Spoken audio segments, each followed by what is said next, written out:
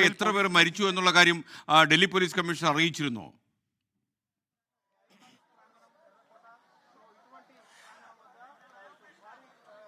SKN മരണസംഖ്യയുമായി ബന്ധപ്പെട്ട് Delhi police 8 മരണം എന്ന തരത്തിലുള്ള സ്ഥിരീകരണമാണ് ഈ ഒരു ഘട്ടത്തിൽ നമുക്ക് ലഭിക്കുന്നത്.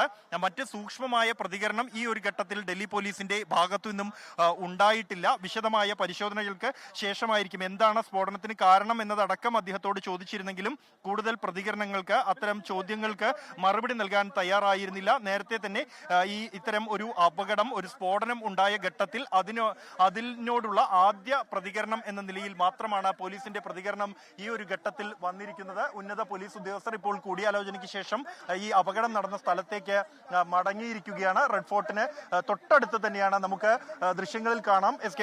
ഈ റെഡ് ഫോർട്ടിന് തൊട്ടടുത്ത് ഏതാണ്ട് 200 മീറ്റർ അകലെ മതിലിന് തൊട്ടുപുറത്ത് റോഡിലാണ് ഈ ഒരു സ്ഫോടനം നടന്നിരിക്കുന്നത്. വലിയ തോതിലുള്ള പോലീസ് വിന്യാസം തന്നെ ഈ സമയവും ഇവിടെ ഉണ്ട്. പോലീസ് ഉദ്യോഗസ്ഥർ, NIA ഉദ്യോഗസ്ഥർ അടക്കമുള്ളവർ പരിശോധനകൾ നടത്തിക്കൊണ്ടിരിക്കുകയാണ്.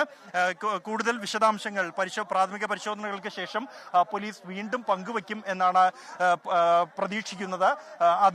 അതിന് ഈ പ്രാഥമിക പരിശോധനകൾ പൂർത്തിയാകേണ്ടതുണ്ട്. ഫോറൻസിക് സംഘത്തിന്റെ പ്രാഥമിക പരിശോധന ഫലം, അവരുടെ ഒരു നിഗമനം എന്ത് എന്ന് വ്യക്തമാക്കേണ്ടതുണ്ട്. ആ ഒരു ഘട്ടത്തിലായിരിക്കും ഇതുമായി ബന്ധപ്പെട്ടുള്ള കൂടുതൽ പ്രതികരണങ്ങൾ ഉണ്ടാവുക. അത്തരത്തിലാണ് പ്രതീക്ഷിക്കുന്നത്. ലോകത്തെവിടെയായാലും ഏത് സമയത്തും 24 വാർത്തകളും ഓഗ്മെന്റഡ് റിയാലിറ്റി പാക്കേജുകളും എക്സ്പ്ലെയിനറുകളും വിശദമായി കാണാൻ ഞങ്ങളുടെ യൂട്യൂബ് ചാനൽ നിങ്ങൾക്ക് സബ്സ്ക്രൈബ് ചെയ്യാം.